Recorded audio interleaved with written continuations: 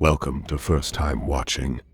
It's finally time for the season finale, so no time to waste as we dive into the recap of the final episode of HBO's new hit horror series, It. Welcome to Derry. And a ribbon in my hair.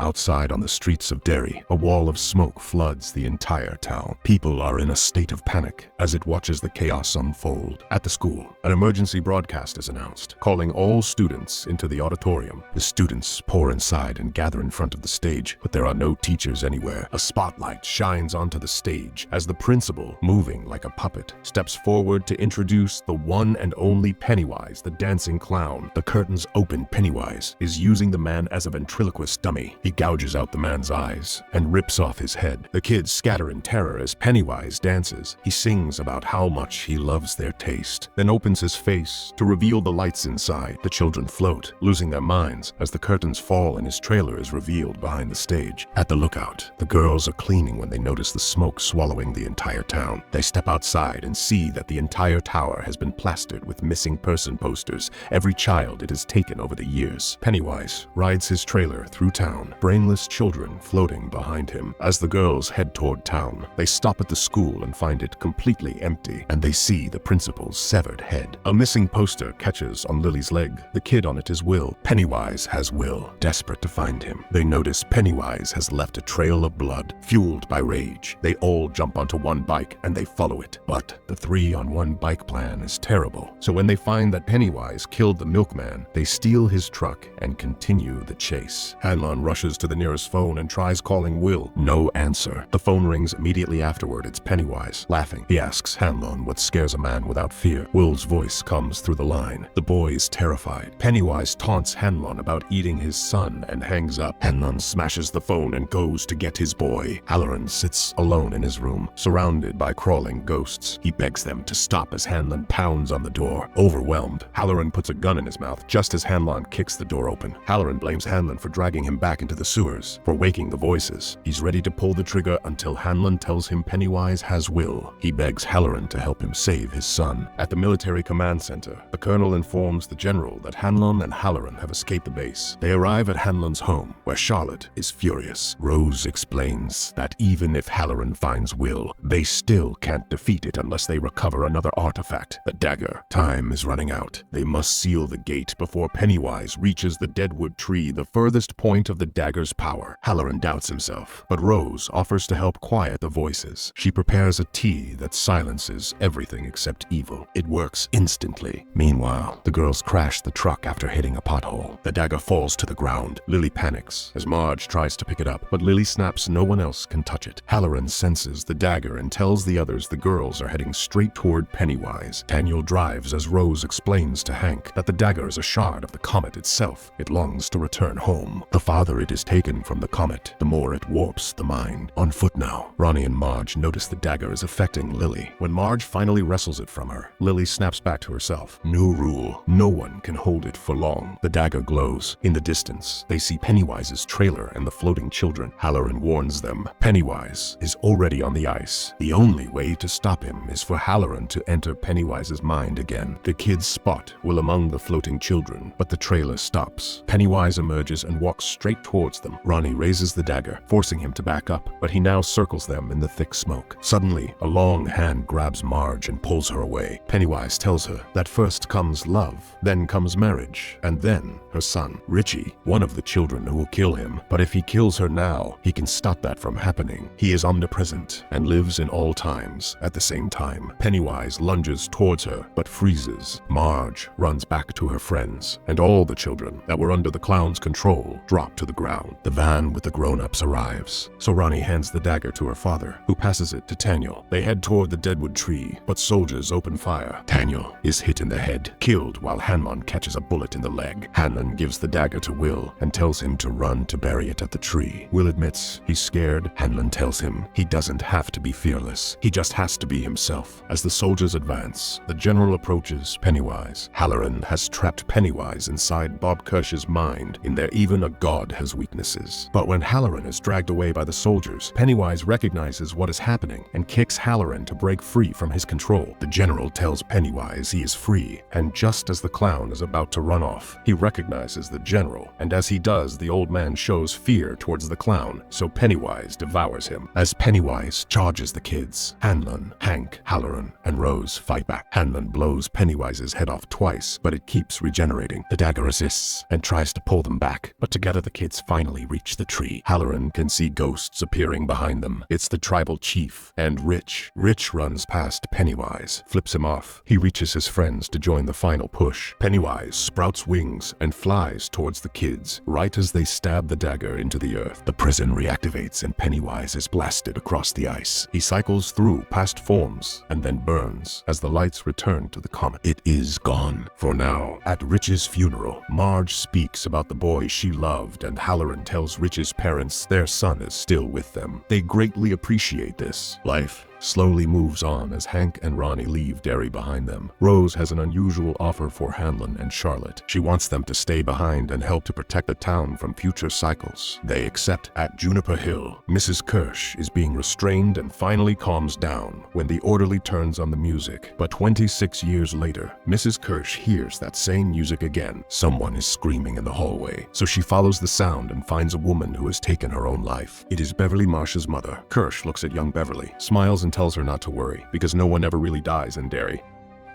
And that is the end of it. Welcome to Derry Chapter 1. Thank you for watching. Please like and subscribe, and I'll see you next time.